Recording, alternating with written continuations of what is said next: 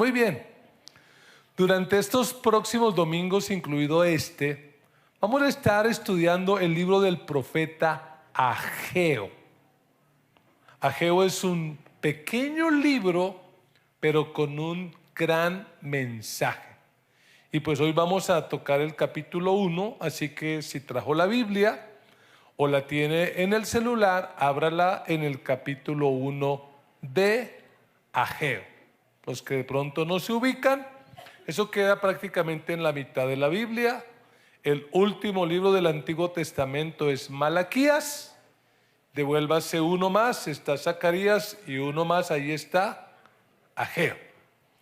Y el tema que quiero compartir con ustedes en esta mañana lo he titulado Vivir sin excusas. Vivir sin excusas. Pregunto solo por información. ¿Conoces a alguien que es experto en dar excusas? ¿Sí conoces a alguien así? Que siempre tiene una excusa para todo. ¿Qué es una excusa?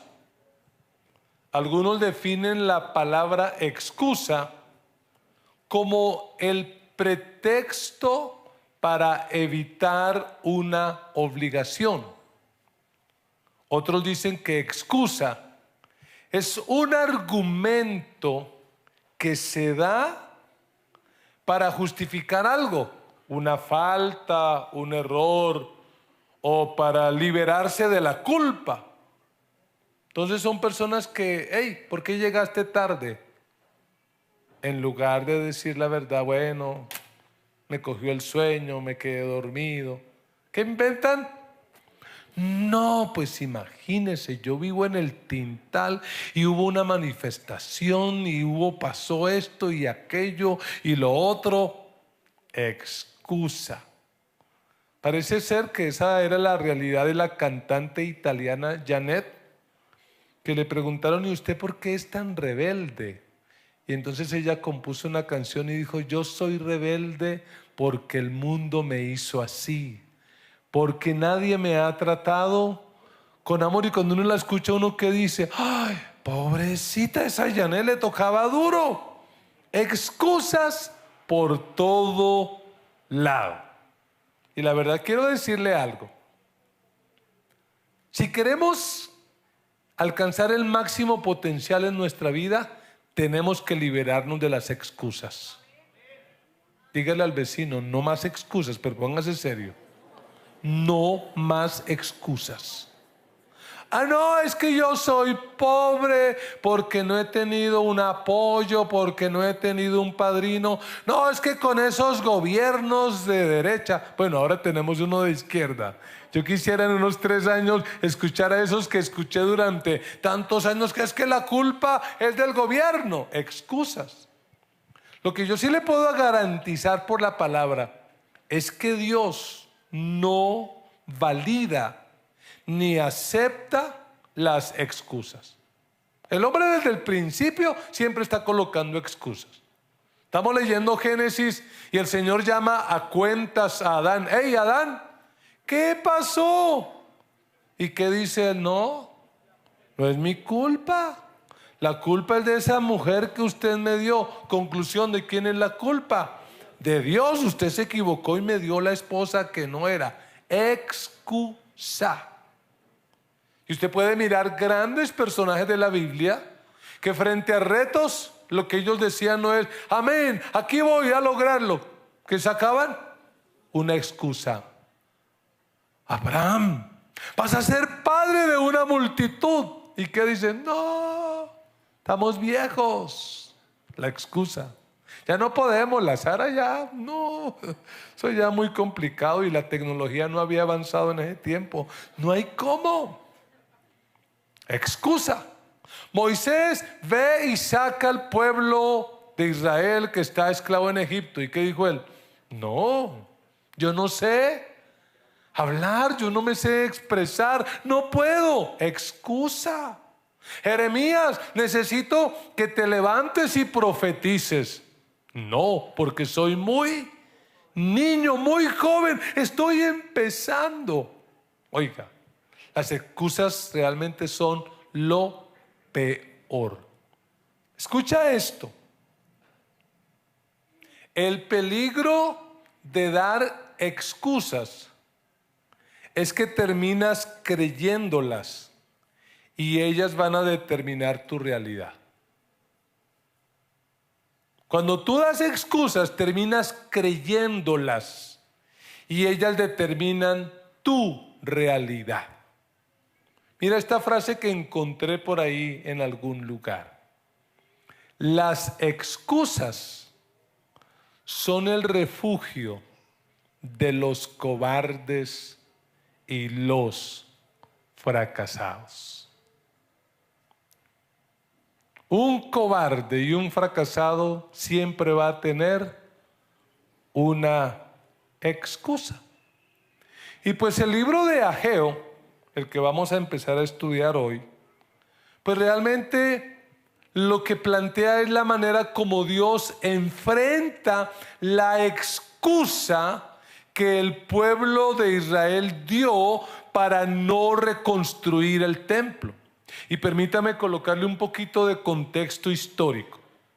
El Señor, después de 70 años de que Israel está cautivo en Babilonia, el Señor utiliza a un gobernante llamado Ciro para que Ciro sea la persona que dé el decreto para que los judíos regresen a la tierra, y no solamente les da la orden, el permiso, sino que les da plata, les da recursos, les da todo. Conclusión: más de 50,000 judíos regresan a la tierra que habían perdido hacía 70 años. ¿Sabes lo que me deja ver eso? Que Dios, para cumplir sus planes, puede usar a cualquier gobernante, sea bueno o sea malo, porque Dios está por encima de todo. Dios usó a Ciro y Ciro termina dando esa orden, y pues los judíos regresan muy emocionados porque Dios cumple lo que promete, y Dios, si le prometió algo, Dios se lo va a cumplir.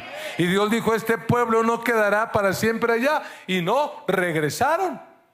Y lo que nos dice libros como Esdras es que cuando ellos llegan con tanta alegría y motivación que reconstruyen las bases, echan las bases y reconstruyen el altar. Están emocionados, pero ellos enfrentaron dos problemas. Número uno, los samaritanos que estaban allí en la tierra, cuando vieron que los israelitas regresaron, se encargaron de hacerles la vida imposible, los fastidiaron, los amenazaron de muerte. Total que dijeron ellos: ay, para no meternos en problemas, mejor no construyamos. Ay, no hagamos más, porque los samaritanos nos van a matar. Y número dos, parece que el dólar subió, parece que hubo inflación, la carne subió, o sea, la economía se puso tan mal que ellos tuvieron otra excusa. ¿Y cuál fue? No, pues no hay plata. Sí quisiéramos, pero no hay plata. Y Dios utiliza al profeta Ageo para decir: hey, no más excusas. Porque ¿sabe cuánto tiempo dejaron ellos sin sacar adelante ese proyecto? 16 años. Y leamos Ageo 1:1. La palabra del Señor dice así: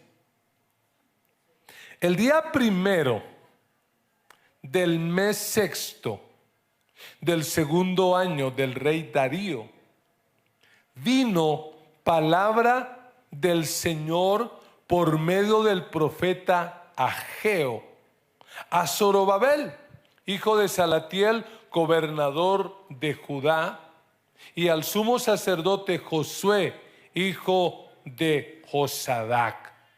Así dice el Señor Todopoderoso: este pueblo alega que todavía, o mejor, que todavía no es el momento apropiado para ir a reconstruir la casa del Señor. También vino esta palabra del Señor por medio del profeta Ageo. ¿Acaso es el momento apropiado para que ustedes residan en casas techadas mientras esta casa está en ruinas? Así dice ahora el Señor Todopoderoso. Reflexionen sobre su proceder. Amén. Vamos a mirar todo el capítulo 1, pero dejemos la lectura hasta allí. Lo que hace el Señor es levantar a Ageo para decirles: hey, es tiempo de reconstruir el templo. Y usted dirá: pero ¿eso qué tiene que ver conmigo? Mira, el templo en la Biblia representa la presencia de Dios. Y puede ser que hoy nosotros no tengamos que reconstruir un templo material de ladrillos y cosas por el estilo, pero tenemos que reconstruir el altar en nuestra casa y tenemos que hacer que Dios sea el centro de nuestra vida. Dios tiene que ser el centro de nuestra vida. Dígaselo a alguien: Dios tiene que ser el centro de tu vida.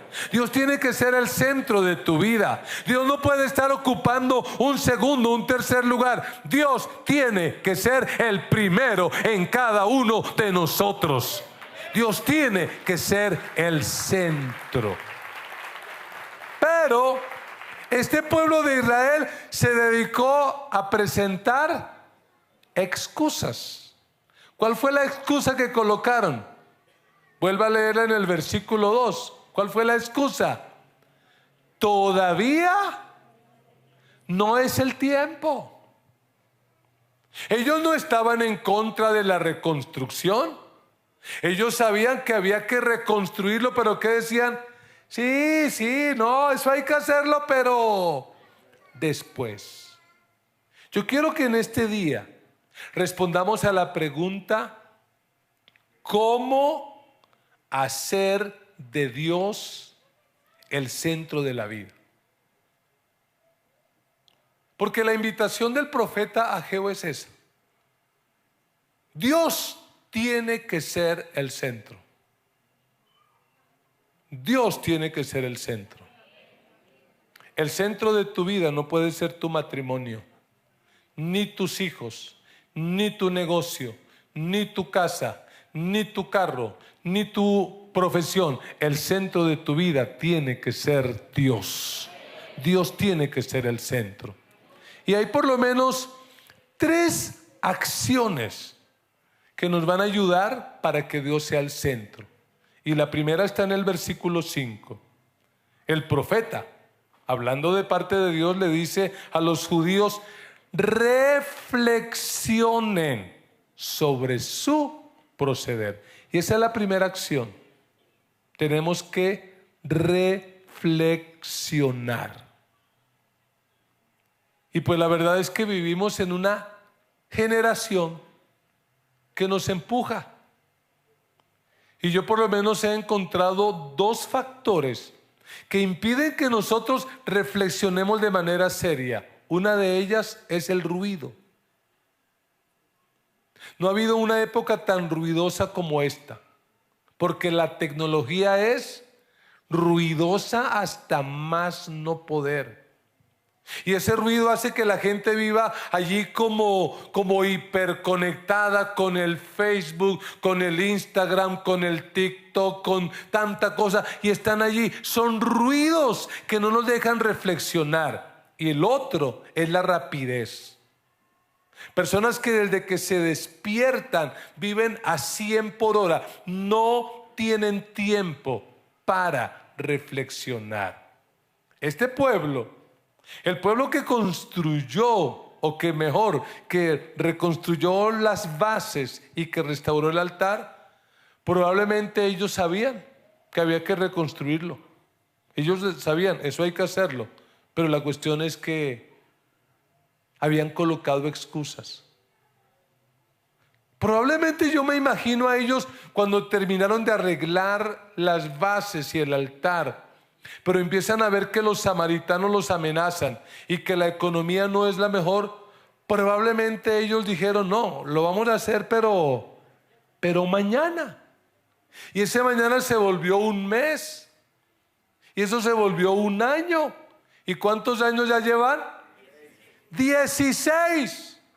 Y con 16 años, y todavía, ¿qué dicen? No, todavía no es el tiempo. Todavía no es el tiempo. Es lo que dice en el versículo 2. Todavía no es el tiempo porque estamos mal financieramente. Todavía no es el tiempo porque hay oposición de los samaritanos. Pero cuando uno mira el texto, eso no era la verdad. Eso realmente eran puras excusas. Porque si no es ahora, entonces ¿cuándo? El problema real de ellos era que tenían prioridades equivocadas. Porque si usted mira en el versículo 2, ellos dicen, no, no es el tiempo. Pero miren el 3. O en el 4, mira el 4, dice, ¿acaso es el momento apropiado para que ustedes residan en dónde? En sus casas techadas. Otras versiones dice artesonadas. Pero la casa de Dios, ¿cómo está? En ruinas. Qué curioso, ¿no? Entonces Dios como que les dice, hey, reflexionen. Y cuando yo pienso en este texto y pienso en nuestra realidad, considero que la situación sigue siendo la misma. Recoloco algunos ejemplos. Personas que hace años conocen el Evangelio, viven en unión libre, saben que deben casarse. Usted va y les habla y ¿qué dicen ellos? Sí, no, amén, amén. Pero ¿cuál es la excusa? Todavía no es el tiempo. Es que no tengo lo de las argollas. Es que el vestido no está, la lechona no está. Eso no es verdad. Eso son puras excusas. Mire, quien les habla, cuando conoció el Evangelio y se dio cuenta que no estaba bien con Dios, porque tenía una niña y tenía una novia que hoy en día es mi esposa, decidí casarme con la que es mi esposa, la negrita. Me casé en una pobreza tenaz y ahí en pobreza le dije, mira negra, nos tocó así, pero cuando cumplamos 25 te doy el matrimonio que te mereces. Y algunos fueron testigos de que le cumplí la palabra a la negrita. Sí le cumplí, no coloqué excusas porque la idea era agradar a Dios. Reflexionen. No, pero puras excusas. Personas que aquí están, que el Señor las ha llamado a un ministerio más directo, pero siempre están colocando excusas. Es que los niños son pequeños. Es que estamos terminando de pagar el apartamento. Es que la universidad. Es que esto por aquí. Es que esto por allá. Pero son puras excusas. Y la vida se va a pasar y se va a desperdiciar y no vas a cumplir el propósito por el cual Dios te creó. ¿Por qué no te bautizas? Es que... Y aparecen las excusas. ¿Y por qué no diezmas fielmente a Dios?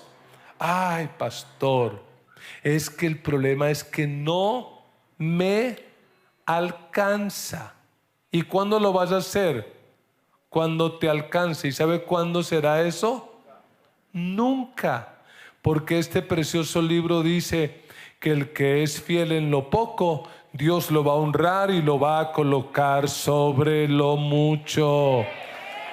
Excusas, puras excusas.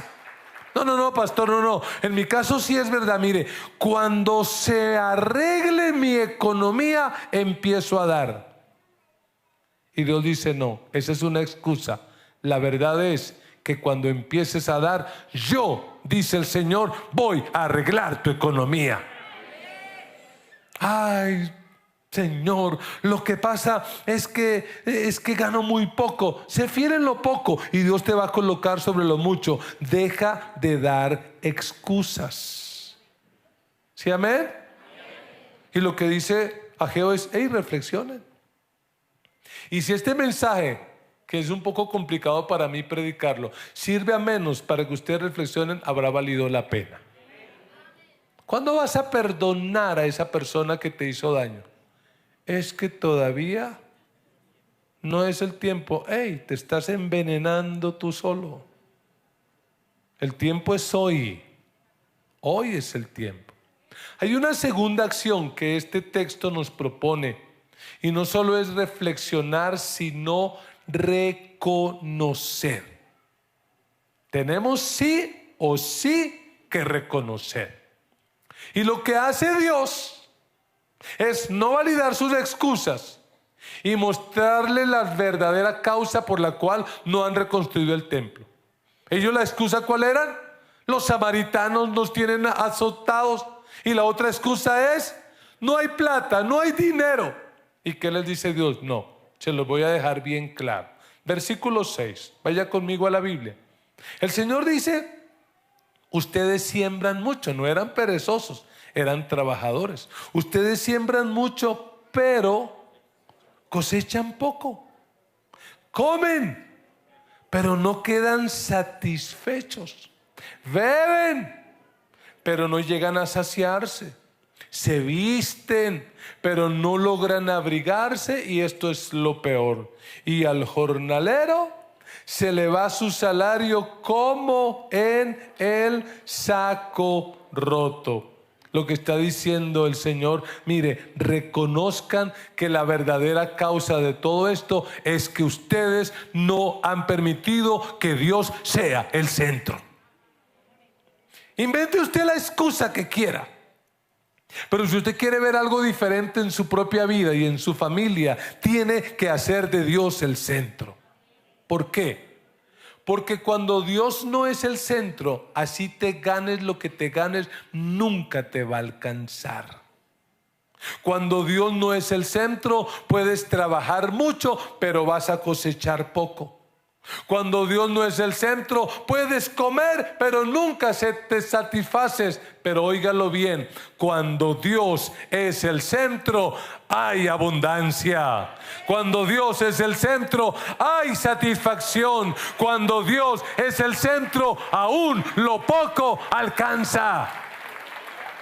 Dios tiene que ser el centro. Tal vez los judíos aquí, en medio de todo, estaban diciendo, es que Dios nos está castigando, es que Dios como es de malo.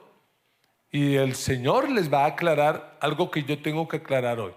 Dios no anda como un papá amargado con el rejo para pegarle a todo el mundo. ¿Que un día el juicio de Dios va a venir sobre la humanidad? Sí, amén. Así como en la época de Noé, el juicio vendrá. Pero ahora lo que muchos viven no es sino el resultado de sus decisiones. Lo que muchos llaman castigo de Dios no es otra cosa sino las consecuencias de lo que han hecho. Ay, si Dios existe, ¿por qué tanto? No es problema de Dios, es que el hombre está procediendo mal. Volvámonos a Deuteronomio 11 y veamos lo que ya Dios le había advertido a este pueblo y que ellos sabían. Deuteronomio 11, 16 dice, cuidado. Eso en colombiano es pilas. ¡Ojo! Cuidado. No se dejen seducir. No se descarríen, ni adoren a otros dioses. Quitar a Dios del centro. Ni se inclinen ante ellos. ¿Por qué? Porque entonces se encenderá la ira del Señor contra ustedes y cerrará los cielos para que no llueva. El suelo no dará sus frutos y pronto ustedes desaparecerán de la buena tierra que el Señor les ha dado. Consecuencia, o mejor, conclusión, ¿de quién era la culpa? De ellos mismos. Ellos. Porque decidieron colocarle a Dios en un segundo, tercer o cuarto lugar. Porque ya no lo honran. Porque ya no le dan el valor y la importancia que Dios debe tener. Volvamos a Ageo. Ageo 1:9. Lee conmigo. Ustedes esperan mucho, pero cosechan poco. Lo que almacenan en su casa, yo lo disiplo de un soplo. ¿Por qué? Porque mi casa está en ruinas. Mientras que ustedes solo se ocupan de la suya, afirma el Señor Todopoderoso. Por eso, y subráyelo en su Biblia, ¿qué dice? Por culpa de ustedes, los cielos retuvieron el rocío y la tierra se negó a dar sus productos. Yo hice venir una sequía sobre los campos y las montañas, sobre el trigo y el vino nuevo y sobre el aceite fresco y el fruto de la tierra, sobre los animales y sobre los hombres y sobre toda obra de sus manos. ¿Qué es lo que dice el Señor? Oiga, reconozcan, esto no es culpa ni de Dios ni del diablo, esto es culpa de ustedes. Porque el acto más irresponsable de muchos cristianos hoy en día es igual. No, es que debe ser la culpa del diablo, debe ser la voluntad de Dios. No, es tu responsabilidad. Lo que Dios le está diciendo a este pueblo es: reconozcan, están así porque no me han dejado ser el centro. ¿Quieres ver la bendición en tu matrimonio? Deja que Dios sea el centro. ¿Quieres ver la bendición de Dios en tu economía? Deja que Dios sea el centro. Y esto no es un cuentico romántico, melodramático, que a veces cristianos cantan, porque hasta hay canciones lindas. A mí me fascina esa canción que dice: el centro de todo eres Jesús. Y gente que canta, se llena la boca de aire cantando esa canción y no diezman. El centro de todo. Me imagino a Dios diciendo: tan falso. El centro, y no me da ni el diezmo. El centro de todo eres Jesús. Y no apartan un tiempo a diario para orar y leer la Biblia. Y que Dios es el centro. No se congregan, no sacan tiempo. ¿Y cuál es la excusa? Es que todavía no es el tiempo. ¿Cuándo va a ser? Hay que reconocer. Hay que reconocer. Pero en tercer lugar, hay que replantear. Porque esto no se trata simplemente de conocer. Debemos tomar decisiones. Entonces lo primero es que usted reflexiona y dice: ok, sí, Señor, y espero que este mensaje sirva. Lo segundo es que usted reconoce: oiga, es mi culpa, yo soy el culpable, yo soy el que estoy impidiendo la bendición. Pero lo tercero es, ¿qué cosa? Replantear. Es sencillamente organizar su vida. Quitar del primer lugar lo que está, que no es Dios. El primer lugar de tu vida no es tu negocio. El primer lugar de tu vida no es tu matrimonio. El primer lugar de tu vida no es tu familia. Desengáñate de eso. El primer lugar de tu vida tiene que ser Dios y punto. Dios tiene que ser el primero, el más especial. Hay que hacer de Él el centro. Y probablemente muchos ya lo saben, pero no lo hacen. Entonces el Señor, miren el versículo 8 lo que les dice: vayan. Eso implica acción. Vayan ustedes a los montes, traigan madera y reconstruyan mi casa. Yo veré su reconstrucción con gusto y manifestaré mi gloria, dice el Señor. Y usted y yo sabemos, y si no, pues sépalo hoy, que el monte en la Biblia representa la presencia de Dios. Y siempre que alguien toma la decisión de subir al monte, allí habrá provisión, allí habrá bendición. Quien sube a la montaña siempre encuentra lo que necesita para reconstruir. Ese matrimonio se va a reconstruir cuando decidas subir a la montaña, cuando decidas priorizar a Dios. Porque, perdón tan enfático y tan cansón, pero ¿cuál es la excusa de ellos? Todavía no es el tiempo. Y algunos están así envejeciéndose, todavía no es el tiempo. ¿Y qué les dice el Señor? No, el tiempo es ya. Pero los samaritanos, ¿qué cuentico? Ya, vayan. Pero que no hay plata, vayan. Lo que les ha causado tanta crisis es que han descuidado sus prioridades. Y lo que Dios les dice es, mire, si ustedes construyen para mí, yo construiré para ustedes. Y se lo digo de esta manera: si ustedes deciden honrar a Dios, Dios los va a honrar a ustedes. Si ustedes deciden ser fieles con Dios, Dios será fieles con ustedes. Si ustedes deciden darle a Dios el primer lugar, Dios también a ustedes les dará el primer lugar. Alabado sea Dios. Haga de Dios el centro. Deje las excusas. Ay, pastor, lo que pasa es que no sé qué. Y hay gente que cuando escucha un mensaje como este dice: ay, yo por eso me voy a cambiar de iglesia.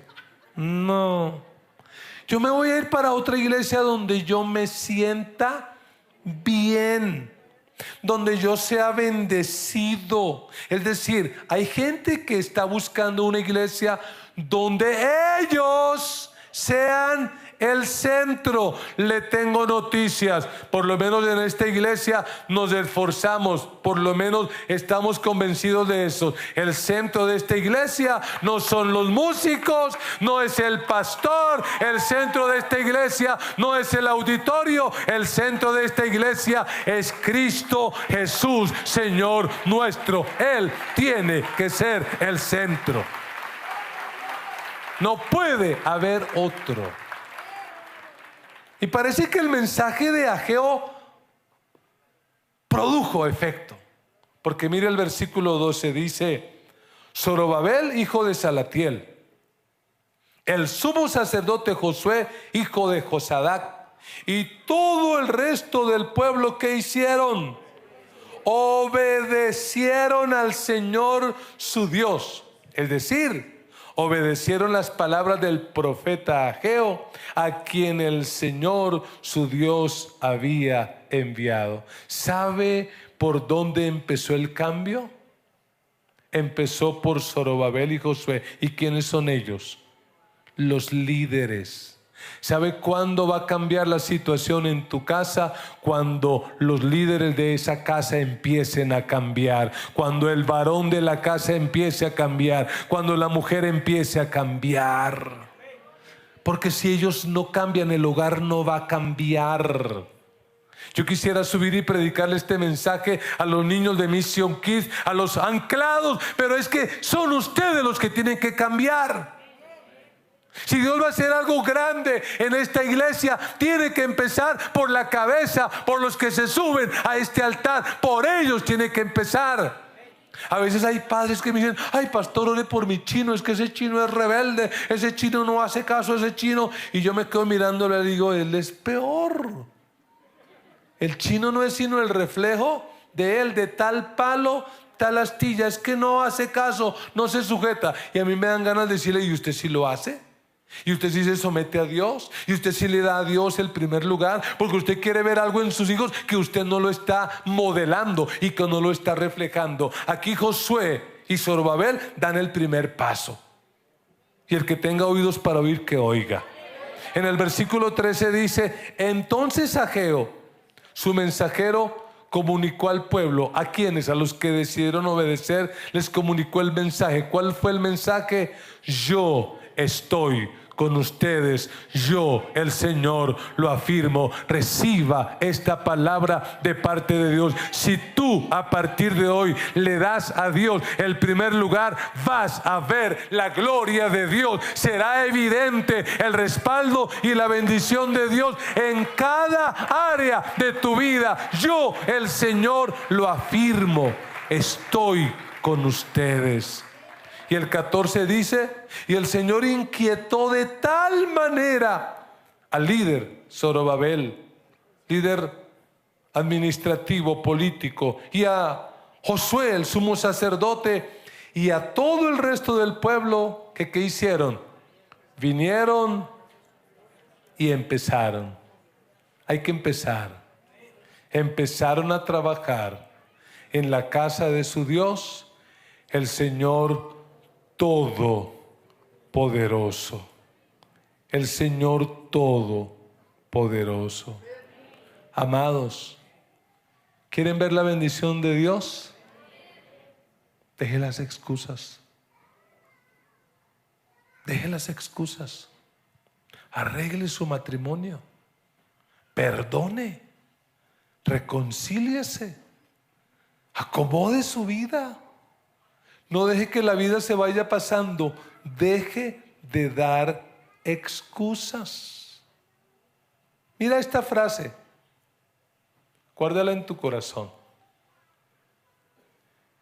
El que es bueno para dar excusas no es bueno para nada más. El que es bueno para dar excusas no es bueno para nada más. Para nada más van a servir. ¿Por qué no sirves al Señor? Ay, es que ay. ¿Por qué no diezmas? ¿Por qué no te consagras a Dios? Deje de dar excusas. Ay, pastor, es que estoy esperando un mejor tiempo. Ay, pastor, es que ya lo intenté y no funcionó. Ay, pastor, finalmente hay otros peor que yo. Mal de mucho, consuelo de tontos. Este pueblo llevaba 16 años en la mala, estancados. Sembraban y no cosechaban. Comían, no se saciaban. 16 años. No experimentaban la verdadera prosperidad. Y usted sabe que la verdadera prosperidad es más que dinero. Es mucho más que eso. Es más que eso. Y Dios les dice: no, esa excusa no sirve. A mí no me sirve. Ustedes tienen que colocarme a mí como el centro. Y uno recuerda el Evangelio cuando Jesús predicó una parábola sobre el reino y dijo: manden invitar a mucha gente. Y apenas los mandó a invitar y luego los reconfirmó. ¿Qué dijeron? ¿Qué empezaron a mandar? No, es que compré una finca y tengo que ir a verla. ¿Cuál tonto compró una finca sin verla? Le da una excusa. No, es que compré una yunta de bueyes y tengo que probarlos. Pero ¿quién hace eso? Eso es totalmente absurdo. Era excusas. Y el Señor dice: entonces vayan y busquen por todo lugar, porque esos que invité no van a disfrutar del reino. Porque ¿qué colocaron? Excusas.